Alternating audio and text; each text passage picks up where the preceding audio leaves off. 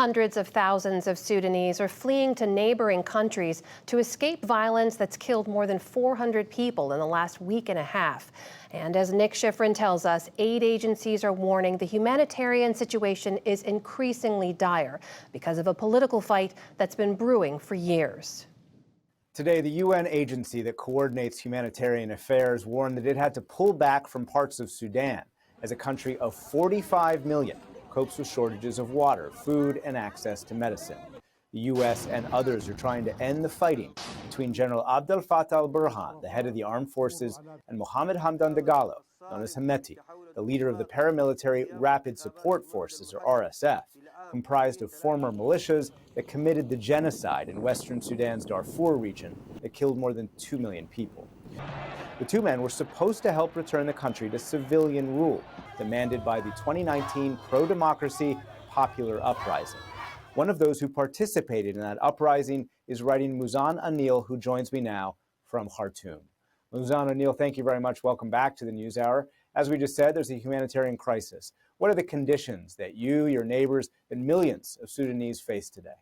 The situation right now is that for 11 days we have been under heavy fighting, and there are around 10 million people living in this city, most of them under the poverty line, most of them without any stable access to electricity or water. The electricity network is falling apart, the e-banking system that many depend on to get food or be able to evacuate their families from Khartoum. It has also fell apart. The telecommunication has fell apart. People are just trying to survive this. We see Sudanese people restoring to popular and mutual aid, which is the only thing that they have in the street, is being used now by the people to form networks in their neighborhoods, to know where the water is, to be able even to run some of the health centers instead of those hospitals that are impossible to reach right now. And those popular efforts, they're led by the resistance committees, right? The same committees that helped the revolution in 2019, sustain it through the coup in 2021 up until today, right? The tactics that we learned from the resistance committees that we are using to network, to have mutual aid, to be able to evacuate ourselves and evacuate our families and our loved ones, and even help evacuate and help provide food and medicine to people. The concept of mutual aid is what's sustaining the people, not the international aid, diplomats who called for a realistic approach by partnering with the criminals. Well, let me ask about the politics of this moment. The last time we spoke a few years ago, our segment was followed by an interview I did with the then U.S. Special Envoy to the region, who argued that the generals who are fighting in the streets right now had to be at the table, part of the negotiation process. Do you think that the U.S., the international community, accommodated them, helping lead to the violence we see today? That was definitely accommodating them, legitimizing them, giving them the platform that they needed to have all their international deals and their stronger ties with within the region.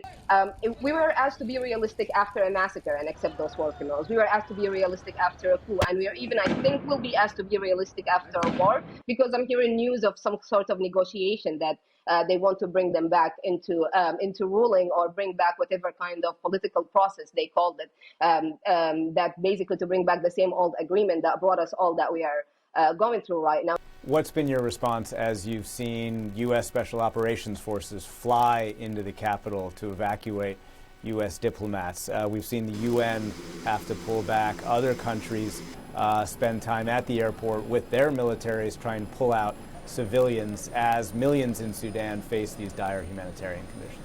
My priority are the people most in need, and those are the poorer of the Sudanese people, and they are getting help from themselves and from mutual aid, from resistance committees, and from neighborhood networks that are forming themselves to govern themselves and somehow provide for themselves. That's what I focus on. So when I think about whatever evacuation efforts that are happening, good for them. Flee out of a war zone. It's not good to be in a war zone. It's not good if your country is turned into a war zone and you have nowhere else to run. But the fact that they didn't even consider to bring any sort of medical support with them, any sort of medical equipment or medicines that we're in dire need. They were sending airplanes and not even sending medicines to us. Like, it's absurd to even follow what they're doing. There isn't one place that will tell you these are the needs and here is where you can send your donation. No, it's decentralized, and everyone is trying to figure out what's happening in their neighborhood, and that is what's working for us right now. There is no UN agency that is here to support. There is no international organization that is here to support. We are supporting ourselves. So try to support us. But please use all the meeting rooms you have to get them to stop the war. Muzan Anil, thank you very much. Thank you.